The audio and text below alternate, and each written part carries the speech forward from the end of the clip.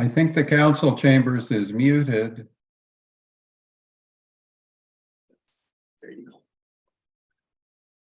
You're good. Keep going. Good afternoon, everyone. Do I start from? No. Okay, good afternoon. The land acknowledgement. That's what we're starting with. We acknowledge that we are in the traditional territory of the Anishinaabe peoples in the Williams and Huron-Robinson Treaties area.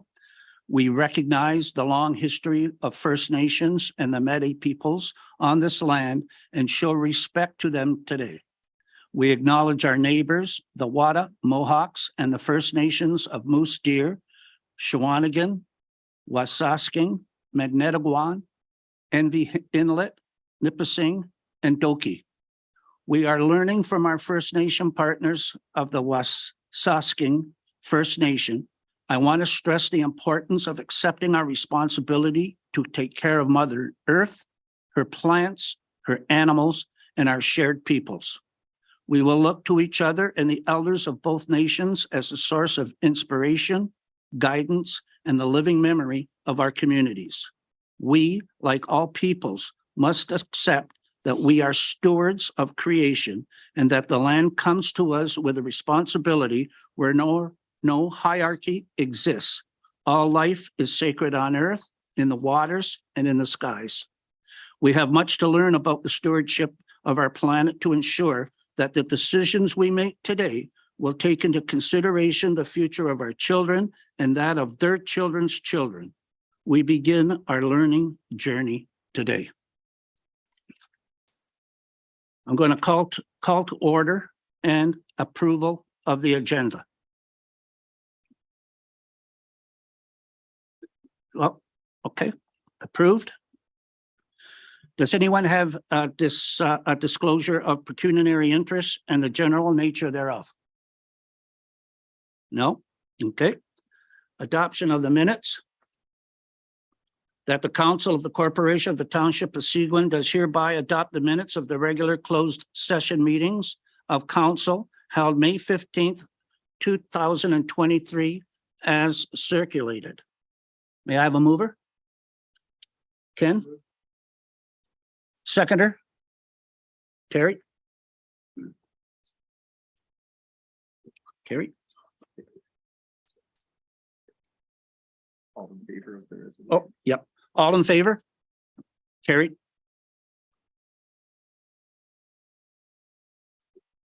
And we're going to put on the agenda now, report 7D, electric vehicle charging station, Lakeland Solutions.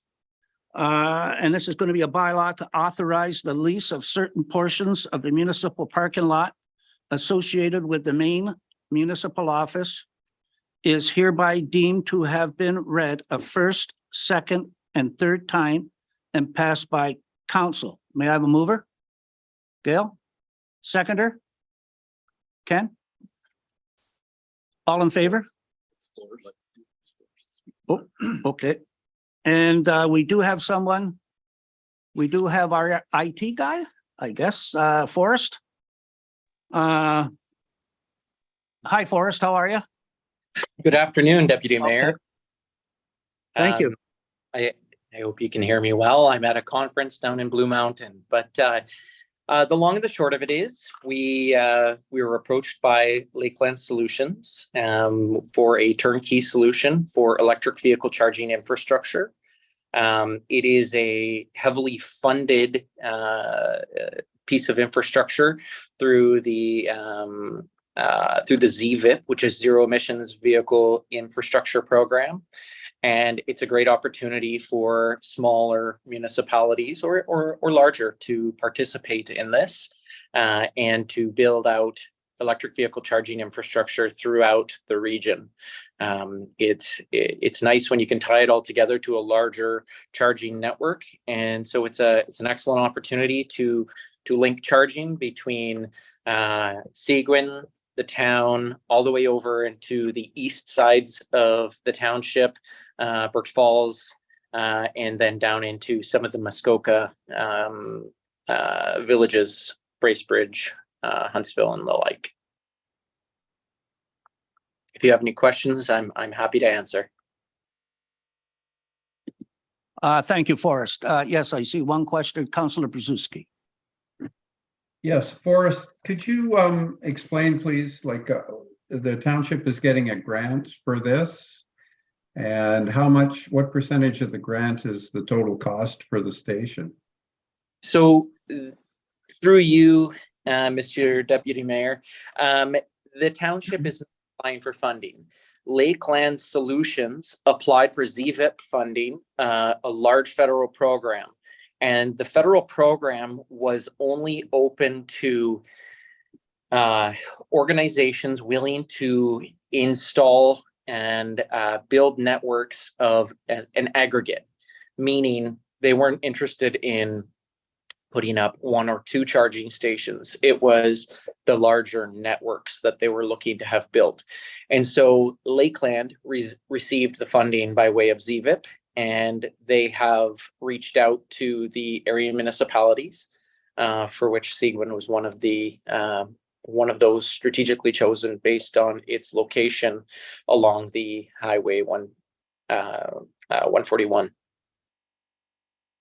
So just to follow up with my question then, is there going to be a cost to the municipality for this? Through your worship, there will not be. Oh. Okay, that's great. Thank you. Does anybody else have any questions? Go ahead. Thank you, Your Worship, Jason. members of council. The only cost to the municipality is that of giving up a couple of parking spaces in our parking lot to dedicate them for the electrical vehicle charging stations. I think if Forrest can correct me if I'm wrong, but we would be responsible for snow plowing, et cetera. But those are services that are already accounted for because we maintain the parking lot as is today. So there is truly no cost. This is a win-win. Not only for Lakelands in the township, but for the residents and visitors of the township, in that they will have another option on where electric vehicle charging can take place locally right here. That's correct. Thanks, Jason. The other thing is, as there is presently another ZVIP intake that'll be released this fall, Lakeland is planning on putting in a subsequent application if the township would like to see more charging stations.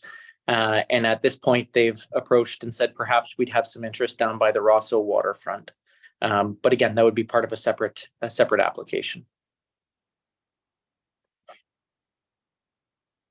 Any other questions? Yes. Go ahead, Councilor Brzezowski. Follow up on that. So the township had an application in themselves, and I'm wondering if in the future we wanted to have charging for electric vehicles, it would be better suited if the charging stations were by the public works yard. So would our application continue to go forward, and would we be likely to set up a charger or two by the public works yard? Because if we get electric vehicles, I don't imagine you want trucks out in the public area for charging. Through your worship, the reality is, yeah, we would need a lot more than just 3. This is kind of the first step. The important part about this step is that these charging stations that are part of this lease agreement, 2 out of the 3 spaces are for level 3. Installing level 3 charging stations, it can be financially difficult. Each station can run upwards of $100,000 to $200,000 by the time you factor in the engineering, the site work, and the specifically the electrical engineering. And so, yeah, over time, we would absolutely be looking at installing additional capacity down towards the works area, and probably a couple other locations throughout the township, likely level 2.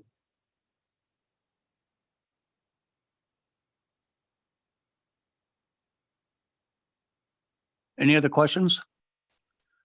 Could we have a vote on this then? All in favor? Passed.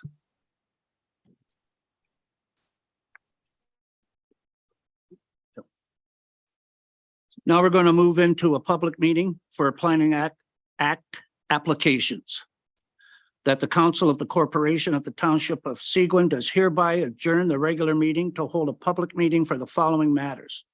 Zoning bylaw amendment application number R 2023-0007-H Norse.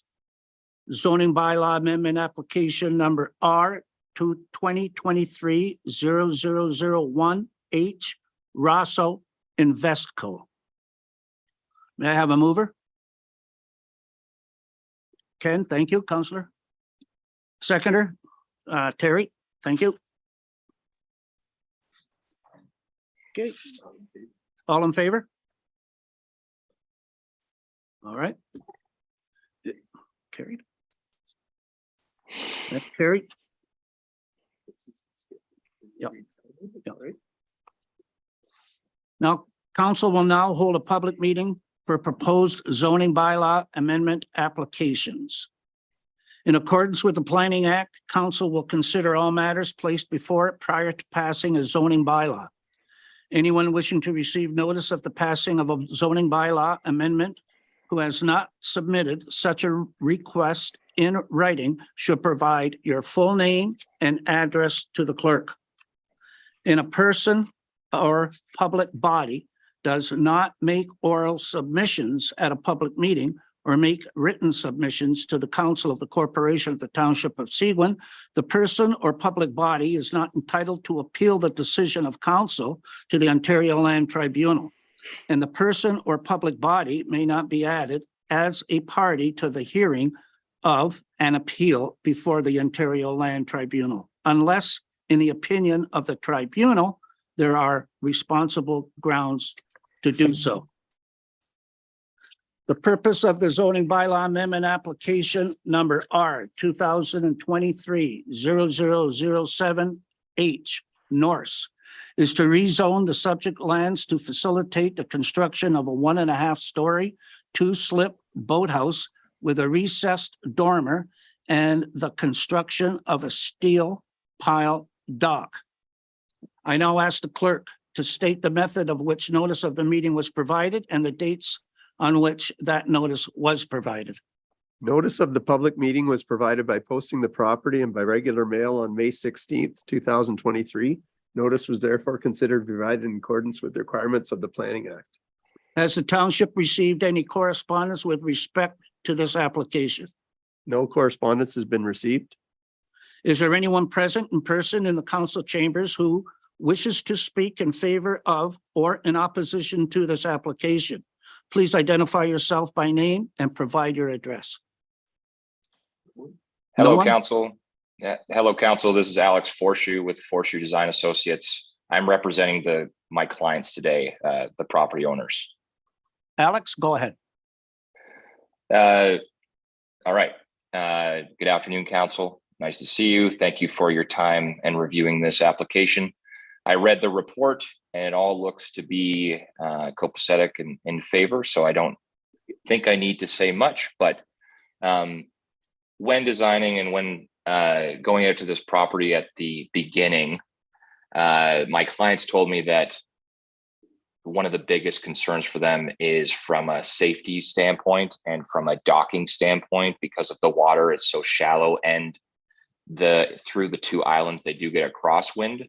So in the designing of this boathouse, and typically how I design boathouses in Muskoka, instead of having perpendicular slips to the shoreline, I do like to position them in parallel with the shoreline, just because it does create more of a safe area for docking and boating. And it gets it closer to the shore. And obviously, when there's deeper waters, then we don't have to go through a process like this. But in this case, especially when it gets into the fall times, the water does get lower.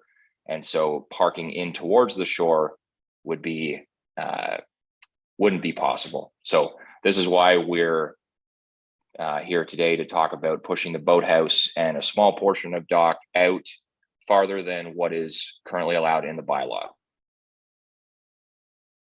All right, thank you, Alex. Has anyone registered to speak to this application via electronic participation? No one other than Mr. Forshoe, the agent, has registered to speak to the application. Does council have any questions?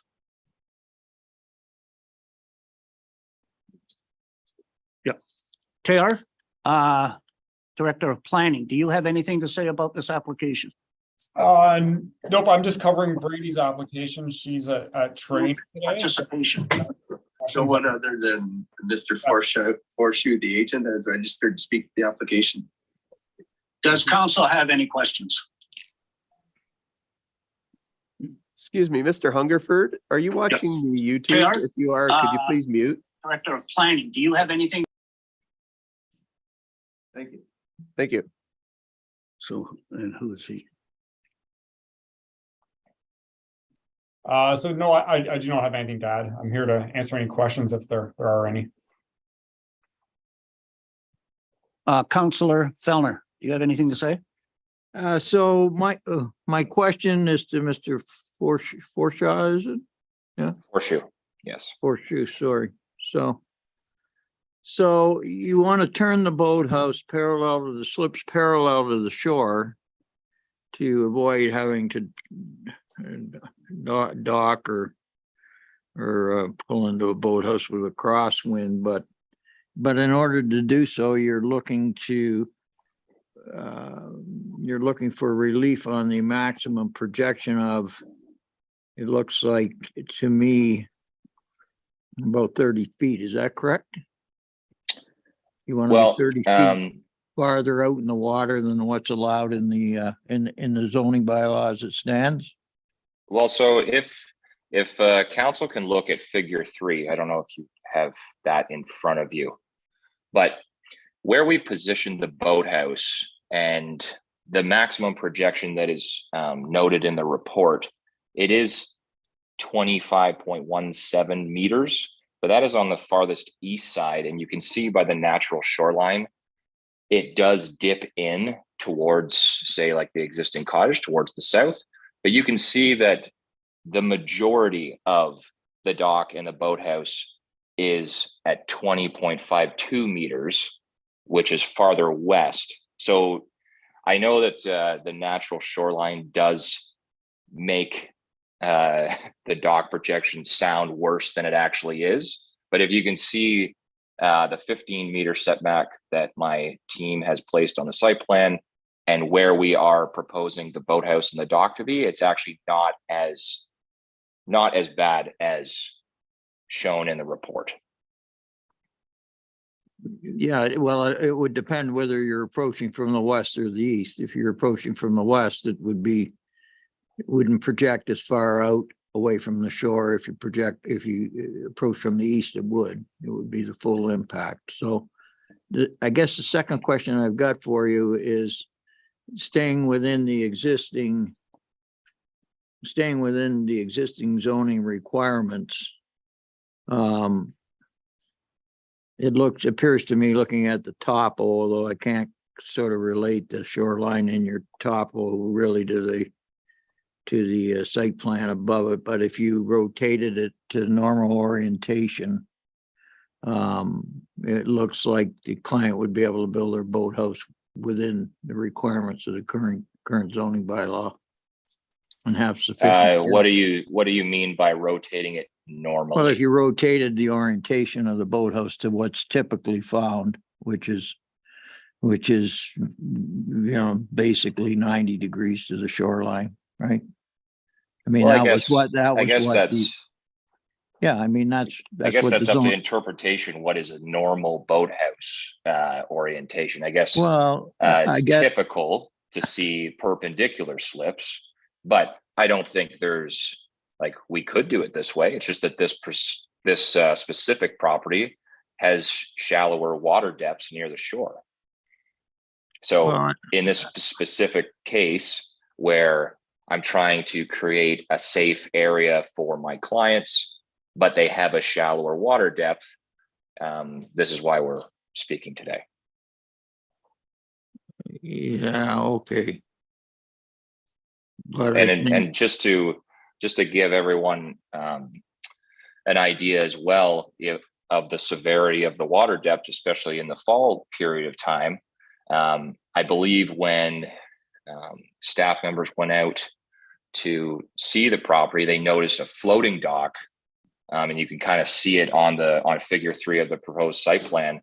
And you can see that the original small finger was built as a steel pile dock out to the 15-meter mark, but it's still not possible to dock a boat in. And so I know that this is not the best way to do it, but the clients placed a floating dock on the end of the finger so that they could actually use the property, because obviously this is an island, so they only have access by water.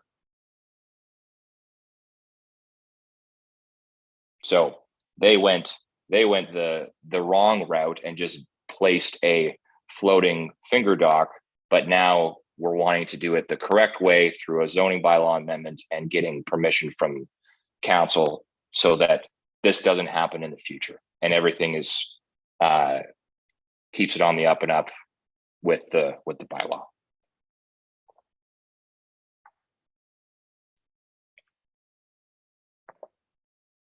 okay, thank you. All right, thank you. All right, thank you, Alex.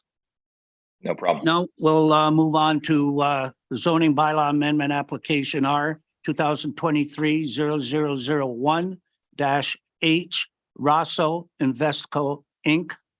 The purpose of the zoning bylaw amendment application number R 2023-0001-H Rosso Investco Inc. is to rezone the subject lands to facilitate the construction of a dwelling, detached garage, and a 1-story 2-slip boathouse and boat port. I now ask the clerk to state the method of which notice of the meeting was provided and the dates on which that notice was provided. Notice of the public meeting was provided by posting the property by regular mail on May 16th, 2023. Notice was therefore considered provided in accordance with the requirements of the Planning Act. Has the township received any correspondence with respect to this application? Correspondence has been received from Kirk Wernig, Robert Wasserman, the Ministry of Transportation, Ontario, and Peter Hungerford, agent for the applicant. Is there anyone present in person in the council chambers who wishes to speak in favor of or in opposition to this application? Please identify yourself by name and provide your address. No one? No one. Hello, present. can you hear me? Just a moment, please, Mr. Hungerman. So, no, there's no one present in the chambers. Okay. And then, does council have? Sorry. Well, Has anyone noticed? yep. Has anyone registered to speak to this application via electronic participation? Peter Hungerford of Marie Poirier Planning and Associates Limited, agent for the applicant, is registered to speak to the application, and he is present via Zoom. Now, Thank you. Now he can speak. You can ask me to speak. Ted. Yep. Thank you very much. Peter, you're up. Thank you, Mr. Mayor, council members and staff. Good morning, or pardon me, good afternoon. My name is Peter Hungerford. I am a senior planner with Marie Poirier Planning and Associates. And our address is 44 King William Street, Unit A in Huntsville, P1H 1G3. And we're appearing this afternoon on behalf of our client, Rosso Investco Inc., who own the property located at 20 Birch Road. The purpose and effect of this application is to rezone the property to obtain permission for the construction of a cottage and boathouse that vary from the provisions of the zoning bylaw in respect of the permitted coverage within 60 meters of the shoreline and the overall width of the boathouse. And these details were outlined in the material that you have been provided by your staff. The application and supporting materials that we have provided set out the merits of the applications, and we are recommending them for approval. Of note, the proposed cottage location on a well-treed lot will reduce the visual impact of the development, having regard to its 45+ meter front yard setback, the steep topography of the site and having regard to the overall site, the actual coverage of 4% on the lot as opposed to the 8% that is permitted. Recognizing that we're looking for an increase in coverage within the 60-meter setback. We note that 2 comments were received from adjacent owners, as it turns out, on either side of the subject property. And our client responded to these concerns by meeting with one of the property owners and agreeing to relocate the boathouse 7 meters further to the east. The comments from each of the neighbors were really conflicting. One wanted it moved, and as it turns out, another neighbor wants it moved back.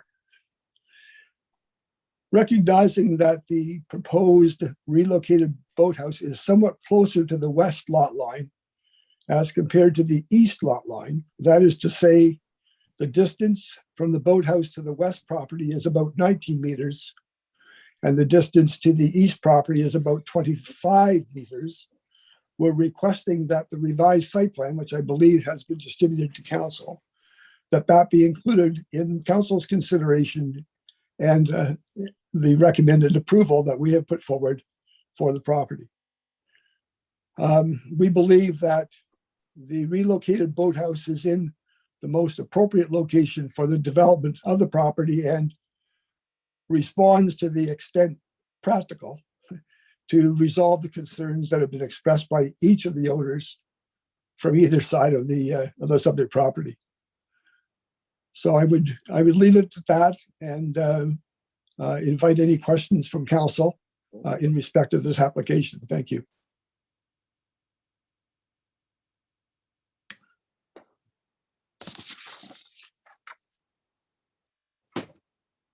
Does council have any questions? Councillor Fellner? Yeah, sir. So just which way did the neighbor want it relocated to the, is that going on your drawing? Is that going to the right or is it going to the left? You don't have a east-west thing on it, right? It was relocated to the east by 7 meters. The original site plan proposed the boathouse to be located 12.5 meters from the property line to the west. That owner asked for it to be located 7 meters further to the east, which we did. So the revised site plan now shows the boathouse at 19 meters from the west side. And when you do the math in terms of the frontage and that 19 meters and the width of the boathouse would be about 25 meters from the east property. So not quite in the middle, but yeah, okay. Close to the middle. And I really don't know from a planning perspective, not sure where the planning argument is, but in trying to be fair to both property owners, putting the boathouse close to the middle seemed to be, as it turned out, the most appropriate response to the concerns that have been expressed. Okay, thank you. You're welcome. Thank you, Peter. You're welcome. The planning director, Taylor, do you have any comments? No, I do not. If there's any questions for me, I'll do my best to answer them. Everybody okay? Thanks, Taylor. Thank you, Mr. Mayor. Council will now close the public meeting and reconvene to the regular meeting.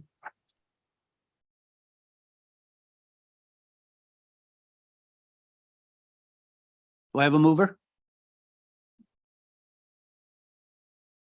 Okay, yep. that the public meeting held for the following matters is hereby closed and the regular meeting is hereby reconvened. Zoning bylaw amendment application number R 2023-0007-H Norse. Zoning bylaw amendment application number R 2023-0001-H Rosso Investco. Can I have a mover? Gail? Seconder? Terry? Carried. Now we're into our delegations. I imagine that the young lady here in our chambers is Sarah Wallace.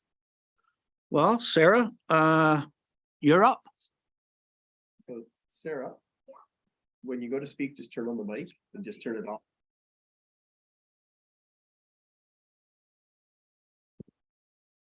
Perfect. All right. Good afternoon, Mayor, Deputy Mayor, councillors, and staff. Here today. It's nice to be back in person. It was great to have the opportunity to come and see you and not do it on Zoom for a change. Thank you so much. The nature of why I'm here, first of all, is not to ask for a financial contribution of any kind, just putting that out there. We just want to give you an update on the labor market and what's happening at the YMCA. So like I was introduced, my name is Sarah Wallace, and I'm a job developer with the YMCA Employment and Learning Services, and we cover the West Parry Sound District. So just taking a step back, talking about the why, our services are funded through Employment Ontario, and that's a division of the Ministry of Labor, Immigration, Training, and Skills Development. And over 20 YMCAs across the province have the Employment Ontario contract. So that is a very strong network of innovation and strategic thinking and expertise that we get to draw on here to offer the employment services mandate to this community, which is really great. We are part of the YMCA of Simcoe Muskoka, and that association is the 5th largest YMCA in Canada. So again, that network, that foundation infrastructure that we get to draw on is it's really valuable for us. So within our association, we have childcare services, health and fitness, of course, and aquatics, immigrant services, and youth services as well. And each department has a different funding model potentially. For example, health and fitness is often funded by municipalities and with membership fees and private donations. So we're together, but there is some separation around that. So that kind of gives you a lay of the land of how we support the community. We offer services to all 5 First Nations communities as well, and do an increasing amount of outreach now that we're able to get back into some of the smaller communities. So particularly on the east side of the West Parry Sound District, we do a lot of outreach. And then, like I said, at those 5 First Nations. So that's really exciting. Talking a little bit about the pandemic, because that really impacted the labor market and what we did as the Employment Ontario provider at the Y. We were able to pivot very quickly and offer our services virtually and on the phone. At the time, we had over 60 hours of job readiness training available on an online learning platform. So that came in handy. And since then, we've just added to that, which has been really great. But while our foot traffic decreased significantly, we were able to meet all of the quality standards that the Ministry of Labor sets out for us. So just a couple to make note of. Prior to the pandemic, we had 20% of our clients were Indigenous people, and we maintained that through the pandemic, and it's increased since. So that's it's nice to continue to make the connections with people who need the support. Our referrals from OW maintained throughout the pandemic, which was really great. And we've enjoyed that partnership for quite a long time.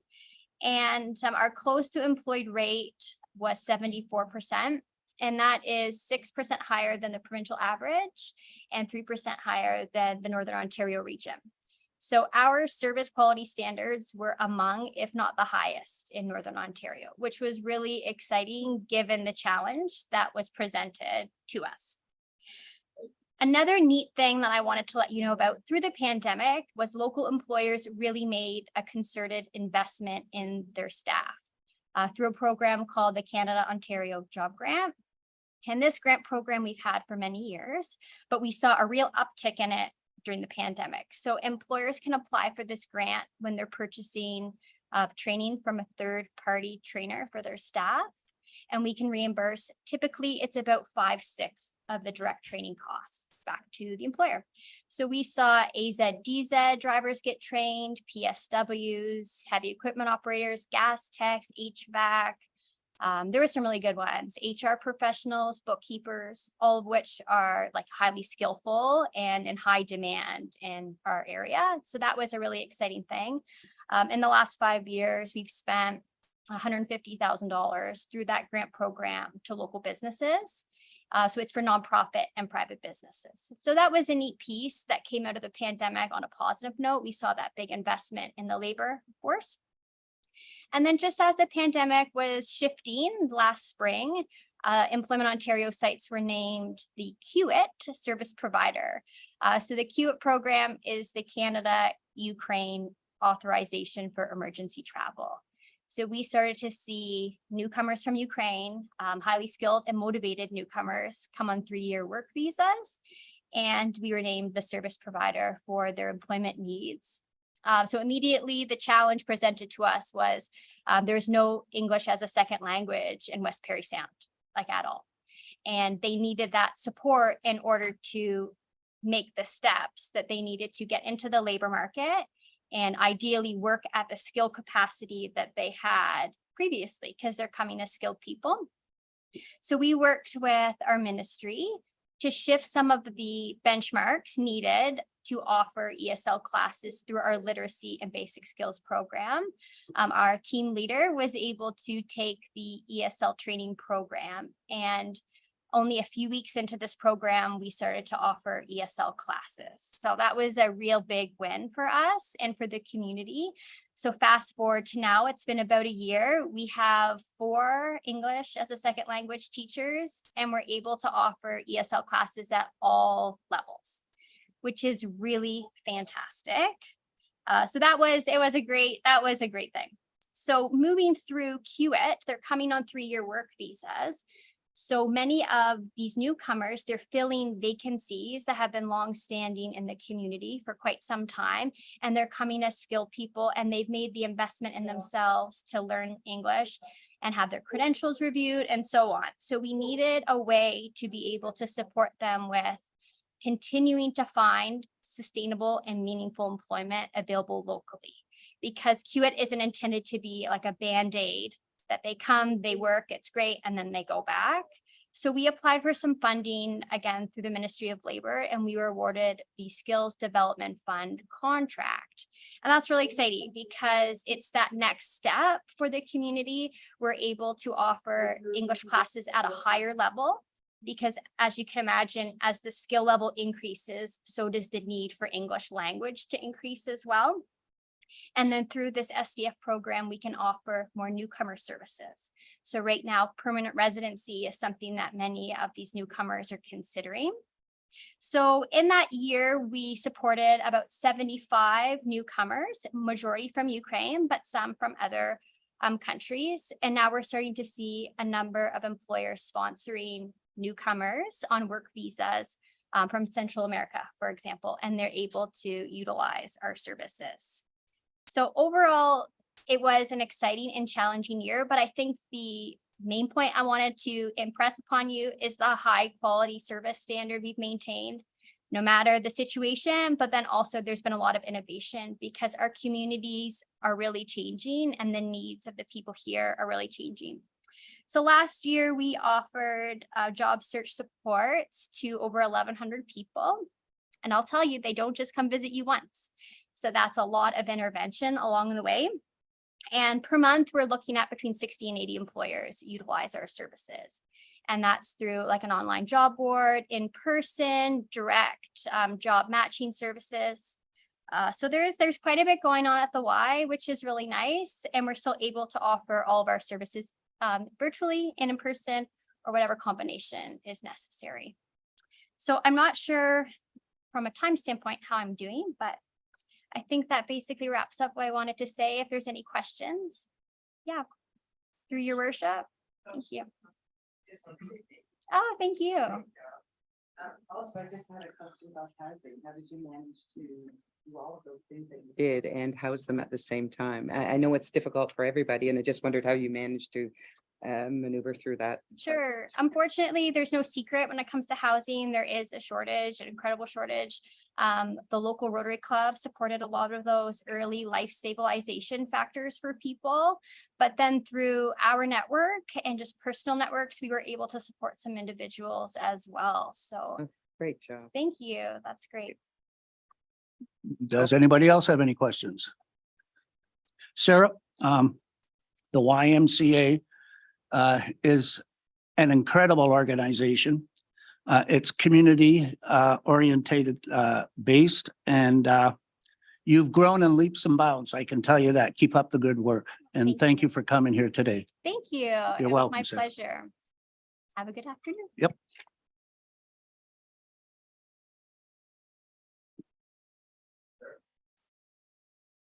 Oh, of course. Thank you. This one. You don't need to read all the reports, just the first. Okay.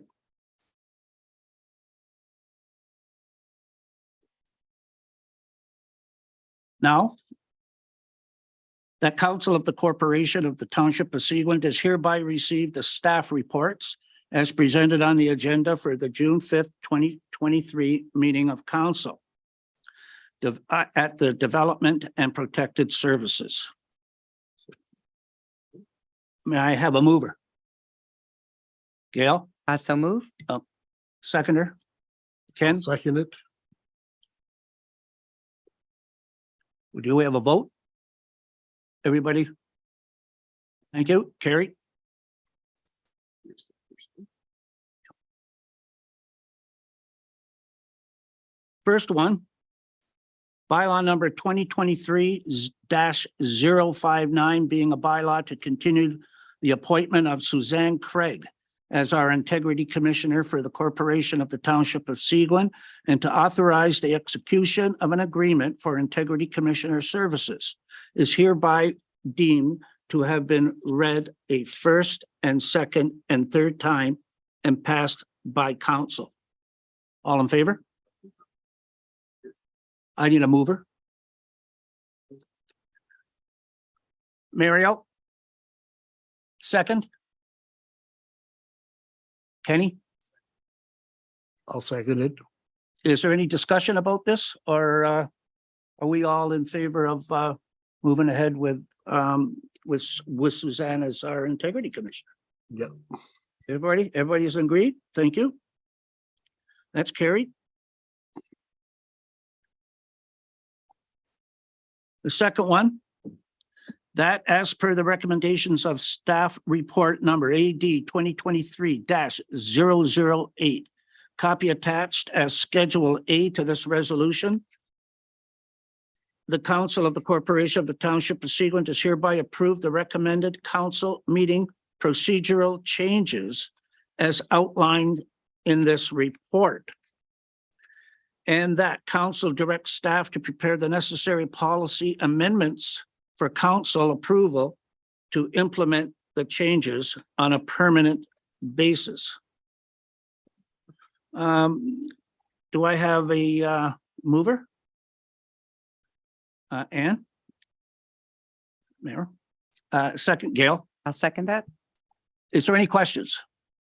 Does anybody want any changes? Are we okay with the with what we've been doing for the last year? Do you want to move the time to Good question. Okay. When we first did this, we talked about going in at 1 o'clock. I was wondering if anybody wanted to bring it earlier than 2:30. Is that possible doesn't matter to me. or does it matter? To me, it doesn't matter. I think it will depend on what the majority of council want. Just when we wanna get do. into some of these closed sessions, we're a little later in the evening. Yep. If we can get to, Now that we're, I'm thinking as long as we stay on Zoom, like our electronic portion of it, it could be held anytime, but it'll be up to us on what we would like. If like we could have it at 11 o'clock in the morning if you really wanted to. I just want to ask the clerk, though, as addendums come in, moving it earlier than 2:30 makes a bit of a scramble on Monday morning to get the addendums to us prior to the meeting. So Oh, okay. I'd like to know what the clerk has to say about going earlier. We could always move the meeting to Wednesday. Oh, that's, I guess everything's up to, everything's up for discussion right now. Wednesday meetings, time, everything. But my opinion is, why don't we, make sure we keep the video. Yes. So I guess a couple of things, and as the mayor alluded to. One, I wouldn't move the day. You're going to find that municipal council spent many years setting their meeting dates, and all the various committees and organizations try to work around them so they know when everybody meets now. So if you were just to move a day, all of a sudden you could put a lot of different outside organizations out of whack that council has representatives on. The other thing, as the mayor alluded to, we do have to be a little careful of the start time because of the staff implications. So not saying that we couldn't go to 1, but I wouldn't want to go much earlier, because by the time we deal with addendums and stuff like that and get them out to you, it does take us some time. Counselor?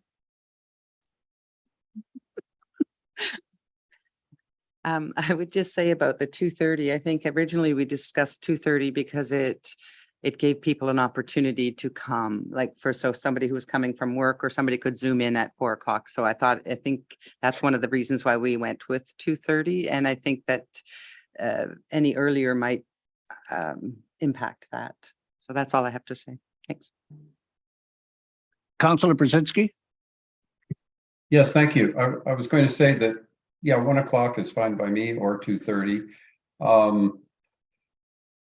Excuse me. The only thing in terms of addendums, I would suggest that if there's something very substantive, needing enough time to review it, that wouldn't be considered for an addendum. I'd hate to get something of a monumental importance in an addendum that I didn't have enough time to review, and I would move for it to be deferred. That's the only thing with the addendums, but the type of addendums we've been getting has been reasonable. Councilor Fellner? Thank you, Deputy Mayor. I wasn't a huge proponent to push it to 2:30, but I don't really see, I'm fine with 2:30, 1 o'clock. I think I'm not. So I think we're better off to stay where we are. No.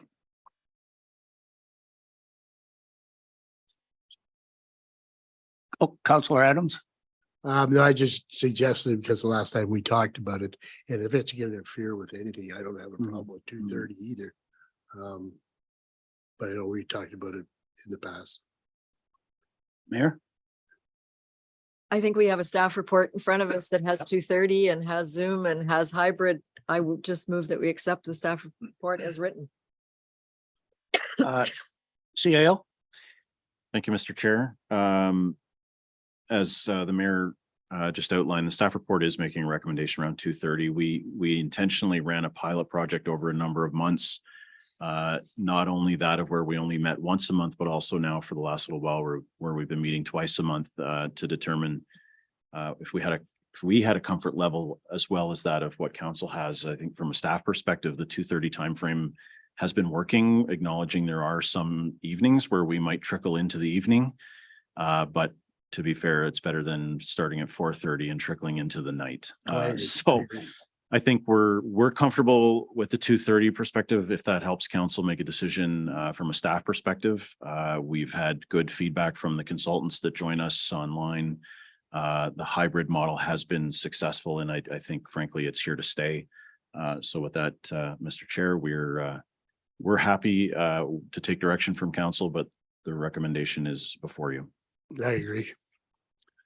Thank you. So then we'll just leave it the way it is. And we can vote on it now. All in favor? Unanimous. Carried.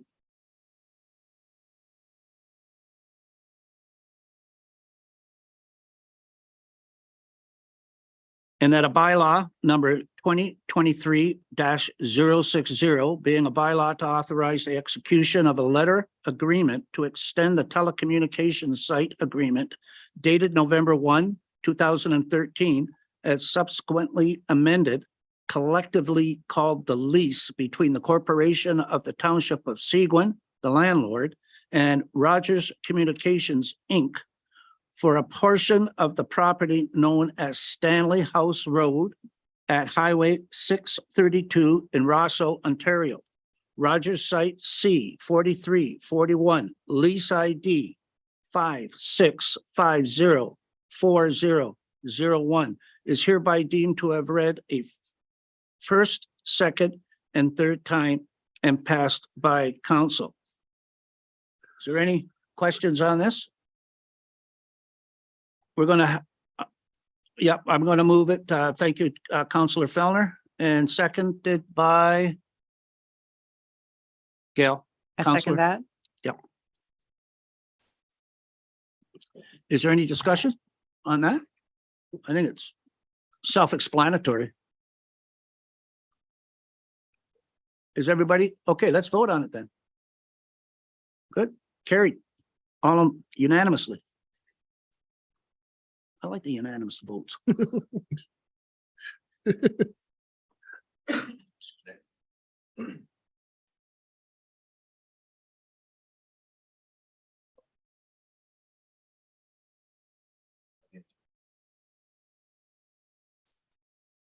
Okay, now we move to item 7E, the financial update to May 26, 2023. This is going to be, I'm going to say I'm quite astounded that we have a surplus already. And congratulations, Michelle. You're up. Thank you, Deputy Mayor. This is your first financial update for the year. So it's really just establishing your baseline. We just passed the budget at the beginning of May. It really is too early in the year for us to be projecting individual departmental surpluses and deficits, but we are seeing some surpluses in the revenue lines mainly. At the end of June, July financial update, we'll be reporting on the capital projects, many of which are just in their beginning stages, but we will have a lot more to report on within the next few weeks. Thank you, Michelle. Is there any questions? Everything look good? Okay, next item up. That as per the recommendation of staff report number PW-RD-2023-005, the Council of the Corporation of the Township of Seguin does hereby award tender number 2023-011, the purchase of 2 new tandem axle snow plows to Lewis Motors Sales, Inc. for the amount not to exceed $748,204.93, including applicable taxes. Do I have a mover? Ann? Mayor? Second? Terry? Councillor Fellner? Any discussion? No brainer. All in favor? Unanimous, carried. Tom will be happy.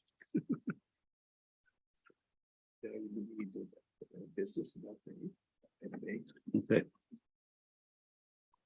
Now we're moving to our business section, number 8. that the Council of the Corporation of Township of Seguin does hereby receive the resolution dated February 21, 23 from the Council of the City of Sault Ste. Marie regarding support for Bill 5, Stopping Harassment and Abuse by Local Leaders Act, attached to this resolution as Schedule A. And that council does hereby endorse their support for Bill 5, Stopping Harassment and Abuse by Local Leaders Act. And further, that copies of this resolution be forwarded to the Honorable Doug Ford, Premier of Ontario, and the Honorable Steve Clark, Minister of the Municipal Affairs and Housing, the Honorable Graydon Smith, MPP Parry Sound Muskoka, and the Association of Municipalities of Ontario, and the Women of Ontario say no. Do I have a mover? Also move. Thank you, Councillor. Seconder? I'll second that. Yep, thank you. Is there any discussion? It's quite a bit of reading there, but I'm thinking it's all good. It did say that a lot of the urban centers, right, they're, I guess, looking at going ahead with endorsing this bill. There's 400, but we have to look at too, there's 444 municipalities in Parry Sound. And there was none of, I'm sorry, in Ontario. And I'm still, I guess we could be the first. No, is there other townships in the north? Oh, Yeah, there are. And this actually was on a previous agenda and we didn't do a resolution. So I, as the mayor, got a letter, an email saying, how come you haven't followed your colleagues in other townships? oh, okay. So that's how all it news. came to be. Well, if everybody's in favor? They're unanimous. Yeah, so here's the email they sent me. Why aren't you guys passing this? And that's a council of the corporation, the township of Seguin does hereby support the district of Parry Sound Social Services Administration Board, resolution number 230305, attached as Schedule A to this resolution, supporting the Canadian Alliance to Endless Homelessness in requesting the federal government create a federal homelessness prevention housing benefit. And that copies of this resolution be sent to the Right Honorable Justin Trudeau, Prime Minister of Canada, Scott Aitkenson, MP, Parry Sound Muskoka, the Association of Municipalities of Ontario, the Canadian Alliance to End Homelessness, and the District of Parry Sound Social Services Administration Board. Do I have a mover? Terry? Second? Ken? Is there anything, any discussion? No? All in favor? Unanimous. I love unanimous.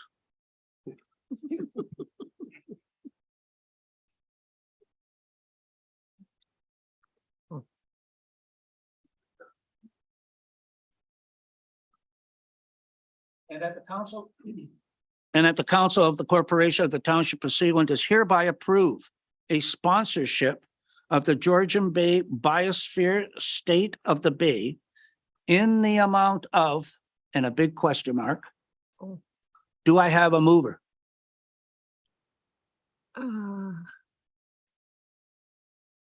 Also move. Moved by Ann, seconded by Terry. Any discussion? Yeah. What's in the budget? Or what can the budget support? Yeah, it's, yeah, maybe I should ask Michelle. Yes. Michelle? What? There goes the surplus. No. Yeah, actually, there is nothing in the budget for this right now. Yeah. So any line that you put it in, that line will be over budget. Thank you. Thank you, Michelle. It is, to me, it is an odd time for them to be asking, isn't it? Because It's a very odd time for them to be asking it, but I don't think they understood the process. I think the Oh. first part of this should be, if you want money in the future, it's December 1 is our deadline. yes. On the other hand, I think we'd be obvious if we weren't there. Mm-hmm. So okay, so is there an amount that somebody would want to recommend? I mean, a small amount, obviously, because we are in our budget. It's not part of our budget. So Yes, if I may, there are requested amounts for sponsorship. Now, in their correspondence, they gave two because they were hoping to get the top one. Top two. They were hoping to get the top one in the letter. There are actually 4 on their website, but they were asking Seguin to be the $10,000 one, I guess it was, the premier sponsor in the correspondence letter on the first page. So it's really up to council. As I say, there were actually 4 levels, but there's only 2 in this correspondence. I hate to ask us, what's the lowest?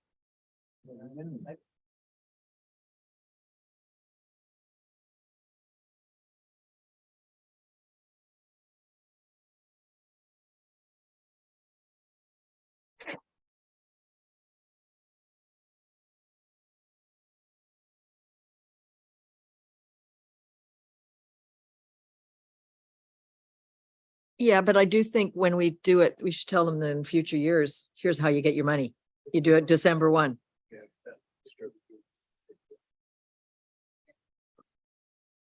And they don't normally get with the password. No, I would, Go ahead, Councilor. for the reasons discussed, I would propose to take a leading sponsor position and 5, but keeping in mind what the mayor said, that it's rather difficult and difficult for our CFO to allocate the funds when the process hasn't been followed properly, so.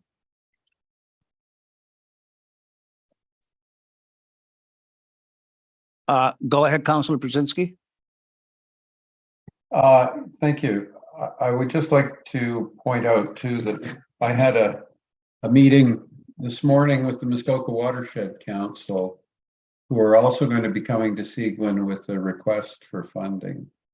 So whatever we decide here, and I tend to support what Councillor Feldner is saying. I think we are strongly aligned with the biosphere, and I think we should put out a decent donation. But we will also, I guess, in the past, the Muskoka Watershed Council has been funded by the District of Muskoka, and we'll have to look and see. The way I look at it too is what's the value for your money, and at least here, Seguin would be posted as a sponsor of this, and certainly the biosphere and Seguin have had many positive interactions, so I'm supportive there. But just keep in mind that what we're doing, I wouldn't necessarily say sets a precedent, but it certainly is something that will be noted. Thank you.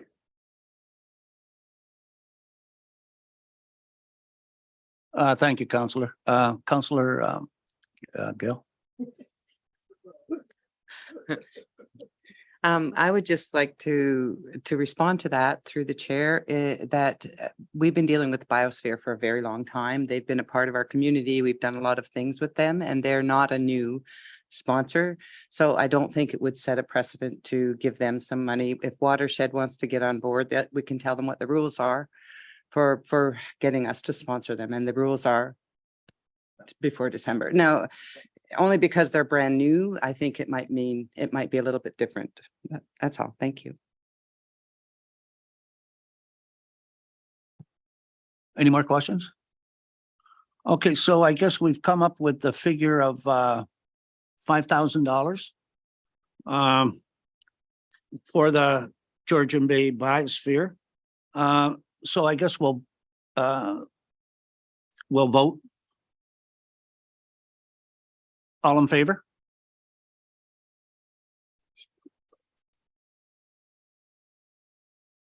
Unanimous.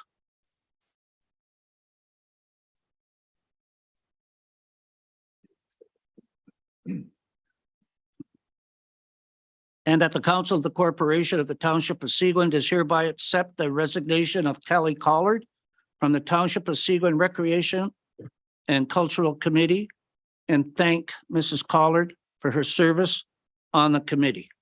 We have a mover? Kenny? Second? I'll second that. Yeah. Is there any discussion? We'll just, all right. Let's vote on it. All in favor? Unanimous. If I may, so just sort of direction from council. I believe there's 8 members of the public on the Recreation and Culture Committee. Ms. Collard was representative for the Rosso area. So did council want staff to go out and seek further letters of interest, and particularly for someone from the Rosso area, or were the members of council, did they have someone in mind, or did you want to leave it? Yeah, go ahead, Counselor. I would say it's brand new and it's working, seems to be working, just to leave it for now. And then maybe when we redo it, or we'll go out looking for somebody, another person later. I think maybe just let it be for now, but that's just my suggestion. Counselor Fellner. Well, since there's 3 of us on the committee, maybe we all 3 of us should weigh in, but my opinion would be, if we have a vacant seat, you know, it's there's a lot of work to be done, right? So maybe put in out a notice and see who replies and go from there. Do you want to fill the seat or not? I mean, Well, I don't know. okay, well, I would say it doesn't necessarily have to be from one space, just. Yeah, I agree. So I would say if you would like to fill the space, then just put it out there for anybody who wants to join. Yeah, absolutely. I agree. Counselor? Is there an area where there's somebody to represent an area? Do we have like Rosso's representative? Sorry. You want me to answer? Can I answer? I Go think- ahead, Counselor. I think, but correct me if I'm wrong, but I think right at the moment, Ken, we've got representation from Foley, Christie, Rosso, and Humphrey. Yeah. So, you know, all the areas are present on the new committee. My point is, you know, there might be someone else out there. Yeah. And it doesn't really matter, in my opinion, where they're from. It's like Terry, she's the only one out of Humphrey. Yeah, She's so there lone might be- soul, so she could get, if we could get somebody out of Humphrey to join her, Or wherever, really. you know. to Just join someone her. that would be interested to work with the team, that's all. Yeah, My yeah. opinion. No, I think we should go to the 8, but go to an area this week, like Heather. Or No, we Terry. only have one from Rosso. Yeah, that's true. So I think the approach is go out. No. Yeah, and just Okay, so find someone that wants it, you know, Yeah. someone who wants to work with us when we could use the help, you know? and in the interim, Gail, when you're doing your thing in Rosso, that the meetings that you attend, the committee meetings, you could put out the word there as well. You don't have an information board, do you? In Rosso? As we do in Orville, yeah. The post office. We have the post. Oh, office. is that where people look? Okay, all right. Maybe post something there too, or have staff post something there that we can put in there that people It's a can pretty see. small place. I can get the I word hear you. out, no problem. Thank you, everyone. So okay, that's been approved. Now that, excuse me, that the Council of the Corporation of the Township of Seguin does hereby approve the letter of support attached to this resolution for the Perry Sound Family Health Team's interprofessional primary care expression of interest application for expanding and enhancing interprofessional primary care teams. Do I have a mover? Councillor Fellner, do I have a seconder? And Mayor? Is there any discussion? Evan? Well, let's vote on her. Carried unanimously. They're doing good.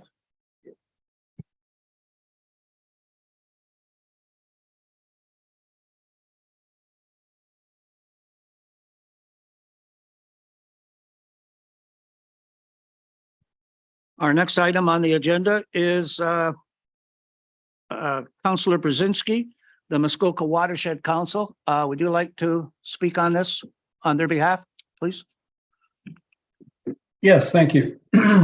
I was appointed as a member of the Muskoka Watershed Council in respect to Seguin Township. So I've attended a number of meetings and they're interesting. The organization's been going for about, I think, 20 years and got incorporated 10 or more years ago. It's pretty much a volunteer organization. My understanding is that they've had $5,000 given to them from the district of Muskoka. And it's interesting because they're looking at expanding their programs, and so they're looking for other funding sources.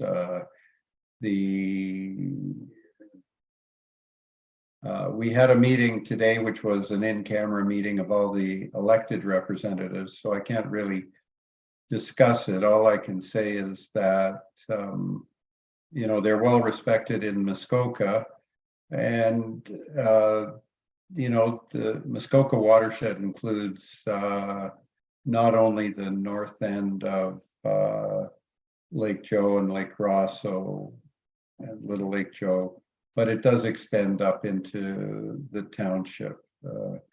Now, I know from my point of view, like we have a lot of interaction with the biosphere, and so my comments to the council meeting was they do have a strategic plan, and that they should try to market their strategic plan and differentiate, you know, between, say, what the work that the biosphere is doing, what the work that other environmental groups are doing, you know, to give them some sort of market.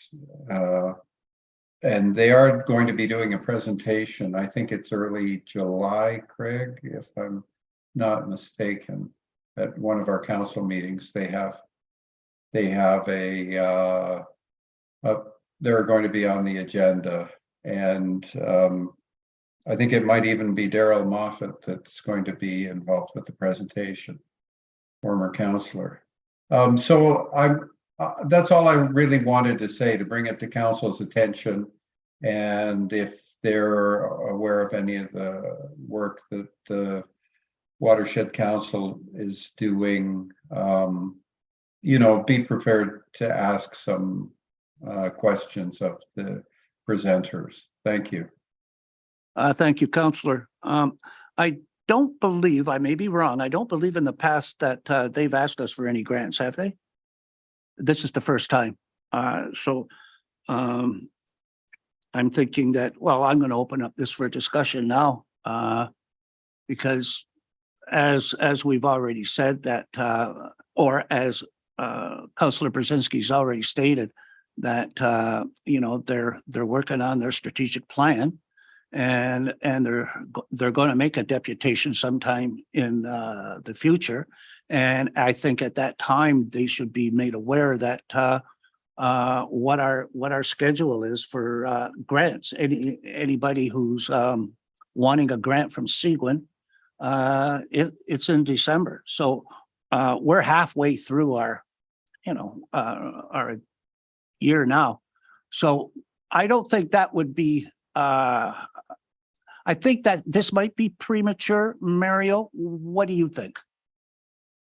Since you're on the council. Well, I don't think it's premature to hear what they're doing, because I think they need to have a bit of an educational program for Seguin Township. And the presentation, I think, is going to be the first step in that process. And I think it's fair to to see what they're doing, what they plan to do in the future, and to follow the standard process for applying for grants from Seguin. Good. Yes. Yeah, that's what I'm thinking too. I'm thinking that let's hear what they're all about, and we'll go from there. But at this point, I'm not going to recommend, it's my personal opinion, recommending any grants at this time. Councilor Yeah, Fallon? I think I agree. Oh, okay, good. The, yeah, no, we've had some history with this organization, correct? I mean, I think, previous counselor sat on the committee for his full 4 years as council. I think they did. I think they worked pretty hard, and they provide us a good service. Being split between the 2 watersheds. So to me, it's kind of positive that they want to come and see us, tell us what they're doing and how they're changing things. And, I think we obviously want to support them where we can, but they need to recognize how we do business too. And that's maybe what the miss is here. But I think it's a real positive thing for them to show up and tell us what they're doing. Thank you. Gail? I just want to say, I also believe it's a positive thing, and I'm excited to hear what they have to say. So all good. I think it's positive, and I think we'll probably hear really good things from them, so we can take it from there. So. Yeah. I'll go ahead, Mayor. Yeah, I think it's positive. It is from the Muskoka watershed that we get all those flood warnings, and I attend all those flood updates. So they have been, over the last few years, giving us lots of very meaningful information. I think in terms of a grant for them, we need to have them come and ask and tell us what they're going to give us in return. The biosphere lists the benefits of the $5,000, so they have that same opportunity. What's Seguin going to get if we give them that money? So let's get a formal ask and see what that is. But it is that organization that is giving you all the flood warnings through the spring and winter. Thank you, Mayor. Yes, they have to know what our process is, right? Thank you. Moving on. Now we're going to the bylaws. Oh, the Phenom. Health Sciences North 2023 virtual annual meeting. And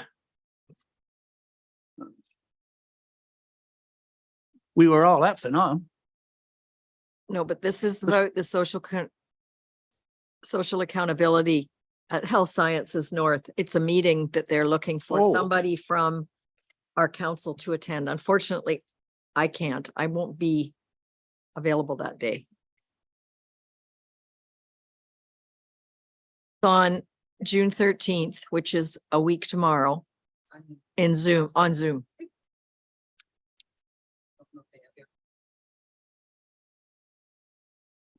Well, I can't make it. Yeah, so this is for information only, and we all just attended a Phenom meeting in Perry Sound. So I think that's a little too soon. No one's available. That's fine. Moving on. Bylaws. That bylaw number 2023-058 being a bylaw to write off taxes on properties in the township of Seguin is hereby deemed to have read a first, second, and third and passed by council. Can I have a mover? Ann? Second? Gail? I second that. Yeah. Is there any information Any questions from council? I guess, Michelle, this is your last time up. Go ahead. It is, this is a standard bylaw for writing off taxes due to a fire. Okay. So can I have a vote? Unanimous, Michelle?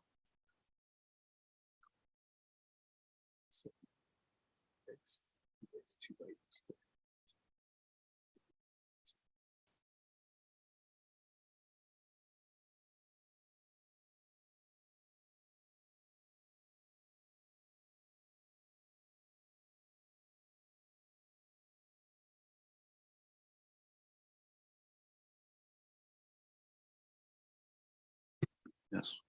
Now we have council reports. I guess we'll start with Gail. I haven't had a really busy couple of weeks. I can't remember when some of my meetings were, whether they were before the last meeting or now. But anyway, I have a report here somewhere. I met with Taylor and I met with a couple of staff members. I stopped in to see Kim at the White Birch Designs to talk about signage and how we can help her. She's doing really well. Oh my goodness, what a beautiful store. Really lovely. Such a nice person. I went to the ribbon cutting at the general store for the defibrillator. That, by the way, was used on May 24th weekend. There was an opportunity. It didn't save the person, but it was used and it was there and they were able to try. So that was all good. And then we went to the bed and breakfast after and had a little get together. It was very nice. I've had a few phone calls, Belvedere Heights. I've dealt with a few things on the phone with Cheryl. And other than that, I've had a few meetings with Tom. I sat at the bakery to watch the traffic for an hour or so one day, and Tom is just so helpful and so good. We sat with Robert Club and it was a very good coffee. Anyway, that's all I have. Thank you. Councillor Fellner, I know you've had a busy couple of weeks. Go ahead. Thank you, interim mayor. The last couple of weeks have been rather busy. I've been busy with both Park to Park and the new recreation committee. We've had one meeting in Orville with regards to the July 1st event in Orville, which is well underway. We've looks like we're having another meeting tomorrow night. So I don't like to speak prematurely, but we should have a very robust fireworks display in Orville on the July 1st date to end it off with some other activities fairly similar to what was put on prior to COVID. So we're all working hard and there's a lot of people jumping in and the new model seems to be working well.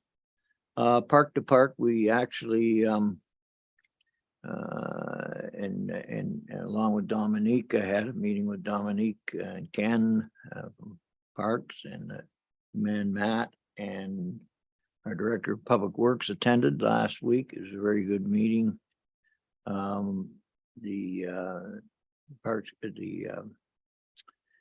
The Parks staff member has met with him this morning on the trail. We retained a contractor to start to address a few problem areas. One which is just outside Orville, where the work last year wasn't sufficient. So we're back in there to redo it and get it done right. We've got yeah, so it's coming along. I think we're going to have a good year. We certainly have a lot of activity on the trail. Our permit sales are up. We're going to have more money than we had last year to invest back into the trail. So, and I have another board meeting, I think in a week, I think, the park to park. We funded a project, Park to Parks funded a project in McMurray Monteith to start an initial upgrade to the east of the township. So I think it's sort of all working. Talking to some of the residents that access their cottage with the trail. Yeah, I think it's going to be a busy year for Park to Park. Pool meeting was put off, so it will be coming in another week or so. I've been working with Jason a little bit on some things there and the mayor. And yeah, so I've been busy actually, even though you didn't really think I was. Thank you, Counselor. Go ahead, Ken.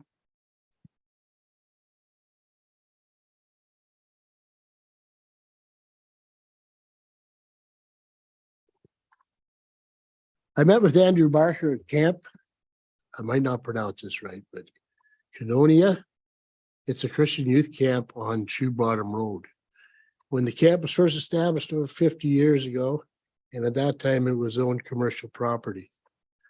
The original map shows the property zoned commercial. When Mr. Barker applied for a permit to expand and create accessible washrooms to the existing main hall, that's when he was told the zoning was changed to residential. For whatever reason, after the amalgamation in 2006, the property was changed from commercial property to residential, and no one could really tell me why. I feel in all fairness, this camp cannot operate on residential property. I feel that this council and staff should rezone this property back to commercial so Mr. Barker can proceed with his project, and there should not be any cost to him or the camp to make the change to the zoning. Had an email from a constituent who lives on Carruthers Road about invasive species. Japanese knotweed on the township right away. I believe council should have an idea of the process for invasive species. I talked to Tom, and they do have a plan put together with, I think it's at Perry Island. Native contract.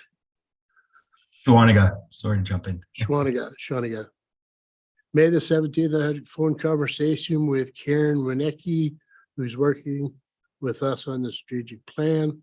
Also that day, I attended the Recreation and Culture meeting. The committee has some great plans for 2023.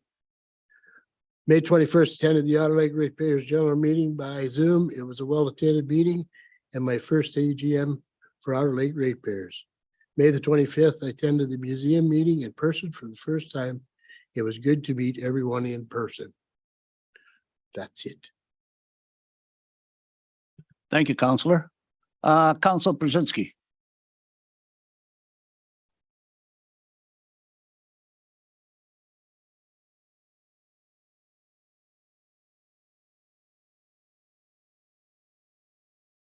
Counselor, your mic's off. Sorry, you got me. In addition to the two council meetings, I attended the Phenom conference for the 3 days. I was also at the Otter Lake Ratepayers annual general meeting, and I attended as well the Osler Lake annual general meeting. The Otter Lake Ratepayers meeting is the subject of a number of letters to council, so I'm not going to go into that. The Osler Lake meeting did have some interesting discussions on boating close to shorelines and so on, typical cottage things. And they also had the park superintendent from Osler Lake Provincial Park who was there. His last name is Foley, and he claims that he's not a relative of anyone that established Foley Township. It was very interesting. We talked a lot about forest fire prevention and the roles of the municipality versus the roles of the provincial government, and the fact that we're under a provincial order right now, which has a $25,000 fine for disobeying the order and potential jail and costs to clean up the fire. So that should be made aware. If we have any bulletins going out to our ratepayers, we should probably indicate that it's not just the township that's going to be coming after you, it would be the province at this present time. The fire situation is extreme and everyone is concerned. That was an issue at both the Otter Lake and the Osler Lake meetings as well. I also spent some time talking to Karen Wienecke about the strategic plan update. And there were a number of ratepayer discussions that I had with respect to potential development and other issues. And I try to tell people that, really go through the staff. Council isn't there to influence staff. Staff will handle the applications and will make recommendations to council. But I know people would like to use every angle possible, but that's not the process that we're following in the township. So it was a pretty busy month as well. And as I say, I talked with the Muskoka Watershed Council about their coming out, if you like, into the communities and funding and so on. Thank you. Thank you, Councillor. Mayor? Thank you very much. Can't believe some of you are saying it isn't busy. So May 16th, we had an airport commission meeting. 17th, the fundraising committee of the pool is busy at work, and you will see us at lots of fairs. Donations are starting to come in online and in cash buckets at the fairs. I was at the May 21st Otter Lake Ratepayers Association, where I tried to state what we had decided on short-term rentals. I did not attend the West Parry Sound Economic Development Summary of, I guess it was kind of a state of the nation, but I've read all the parts to it, and hopefully the economic development team will move into a strategic planning mode going forward. On the 25th, we had our EMS quarterly meeting by Zoom. It was pretty standard. No big news there because the new telephone system that was recommended last year is now in place and it works a lot better. On the 31st, I attended the Northern Ontario Women's Caucus meeting, which is now up to 80 people. It's mayors and actually it's interesting, some of the what I will call consultants, lobbyist consultants are paying their money to join the Ontario Women's Caucus. So we'll see what they want out of us. June 1st was a very busy day here at the township. I attended the Pride flag raising event and was disappointed that nobody else from council was here. And then we had the Business Association meeting, which I also moved the whole meeting out to the flag raising for a little while. And then a very exciting hour, I guess, with students from Humphrey next door. In the beginning of the youth engagement for the strategic plan, they came over and were in the council chambers. I don't know the end of their recommendations, but they were to dream big dreams and tell us what they would like Seguin to look like when they're our age or raising families. Then on June 2nd, I attended what I think is the first in a long time, the Rosso potluck supper in the Rosso Community Hall. And there were over 40, Gail was there, there were over 40 people there and a ton of food. And then on June 3rd, Gail mentioned the AED inauguration in front of the general store, and it was very well attended. Peter Kelly was there from Muskoka Lakes, and we had a long discussion with several of their counselors over at the Rosso retreat. You've all received something that looks like this in your email. And I don't know if any of you had a chance to send some comments to Jason or staff. It is an amazing leadership statement that has been put together by the leadership team on what it means to work here. You've all got it in your email. It's signed by everybody on the senior leadership team. I think it's incredible, but I don't think council should let it go by without council doing one of our own. They don't really report to us, but the tone and the culture begins at the top, and some people perceive us at the top, whether we are or not. So I really would like to suggest that we need to make a cultural statement as a council. And I'm going to invite you to pick between Thursday, June 15th or Friday, June 16th, and I'll buy everybody lunch at the airport for a couple hours.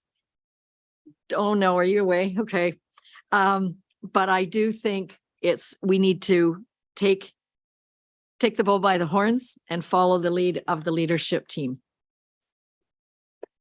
Can I just say that Tom told me that the flag raising was Friday because we were meeting and we were going after, and I thought it was the day before, but he emailed me and said, no, we'll go to this meeting, then we'll go. So that's why I wasn't there. I had intended to go and I thought, oh, they changed the date and didn't tell me. Anyway, sorry. Gail's going to be away. Does anybody know when Greg is back? He's not back. 14th or something, 13th. It's in your email. It came from Jason with that cover note. He's back on the 14th. How long are you gone for, Gail? Of June or July? I'm back for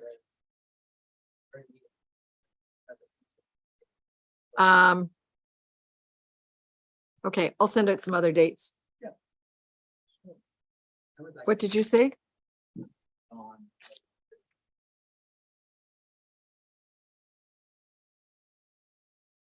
So okay, well, we can move this discussion to July. If everybody's around in July, I'll still buy you lunch.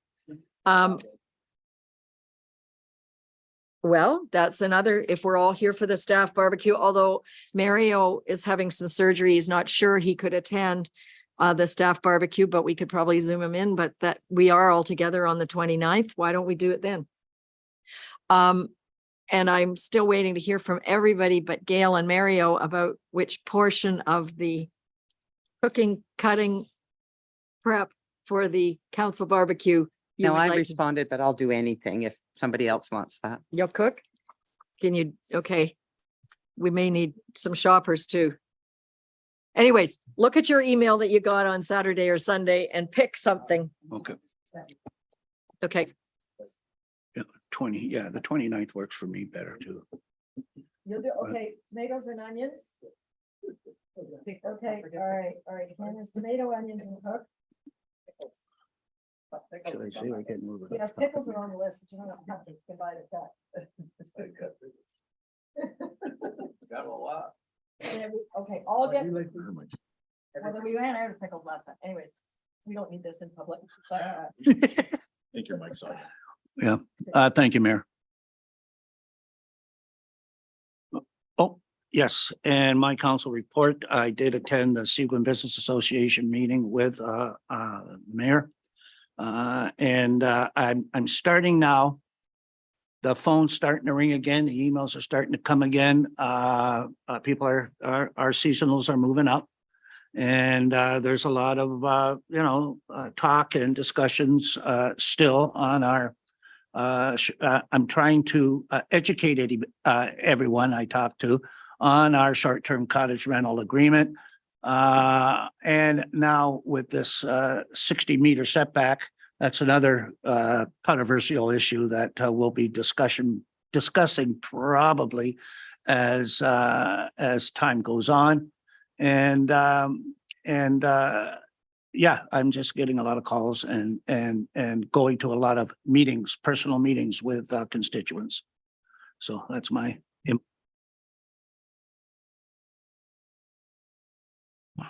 Yes, and I did, however, want to say to everyone about the Park to Park Trail ATV fundraising event, and it's on Father's Day, June the 17th.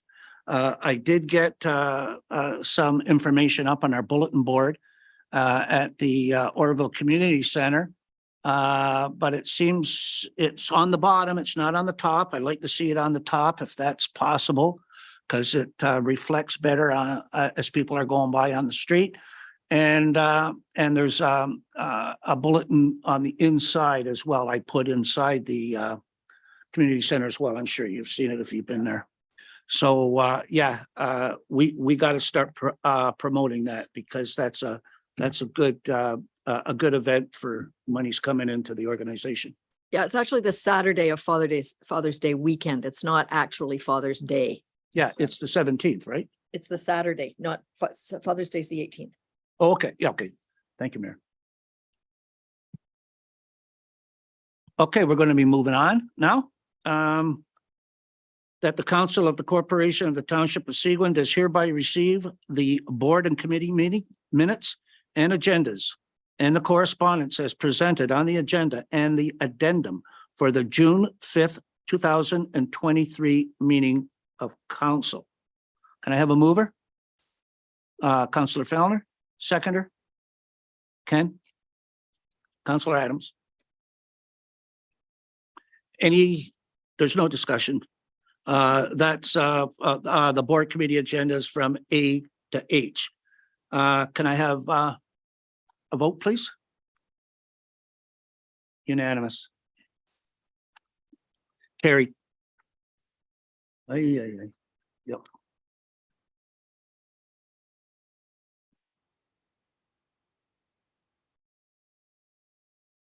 That the Council of the Corporation of the Township of Seguin does hereby proceed to a closed meeting at 4:15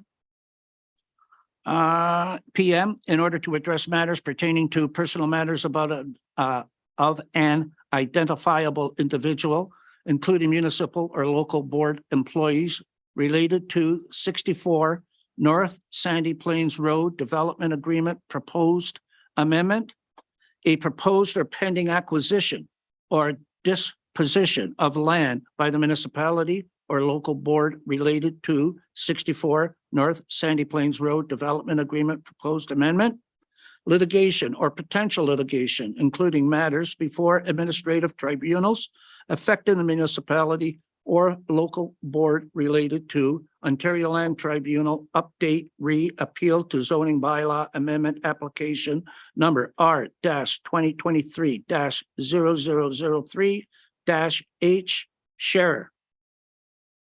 May I have somebody move it, please? Thank you, Mayor. Seconded. Thank you, Ken. Carrie. Pardon? All in favor? Thank you.